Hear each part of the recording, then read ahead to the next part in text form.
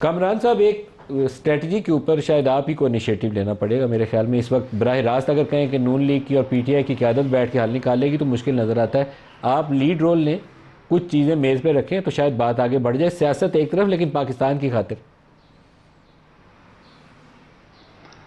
یقیناً اس میں جو ہے نا وہ کرنا چاہیے، مگر مجھے ایک سٹیٹمنٹ میرے سامنے پڑا ہوا ہے اور بلوچستان کے حوالے سے، اور ابھی آیا انسیڈنٹلی، اور اس میں یہ ہے کہ ہب صدر زرداری کے ترجمان برائے بلوچستان صوبائی وزیر میر علی حسن زہری نے کہا ہے کہ پیپلز پارٹی ناراض بلوچوں کے ساتھ مذاکرات کے لیے تیار ہے.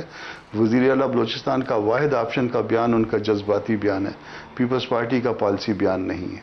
تو جب آپ کے ایک پارٹی کے اندر جو ہے نا یہ دو عملی موجود ہو کہ آپ جو ہے اپنے ہی وزیر اعلیٰ کے خلاف بیان دے رہے ہوں اور کہیں کہ جی وہ ہمارا جو ہے وہ لائن آف ایکشن اور ہے، اور دوسرا کہے کہ نہیں ہم نے تو ہمارا لائن آف ایکشن اور ہے، پھر آپ کس کو وہ کریں گے؟ ہم سٹل تیار ہیں، ہم اپنے آپ کو آفر کرتے ہیں. ہم بلوچستان کے مسئلے پہ ایون ہم پارٹیز کو آپس میں بٹھانے کے لیے آل پارٹیز کے لیے آفر کرتے ہیں کہ جے یو آئی اس کو ہوسٹ کرے گی، مگر یہ ہم سے دیر ہو رہی ہے. بلوچستان آپ سے دور جا رہا ہے، یہ بار بار ہم کہہ چکے ہیں.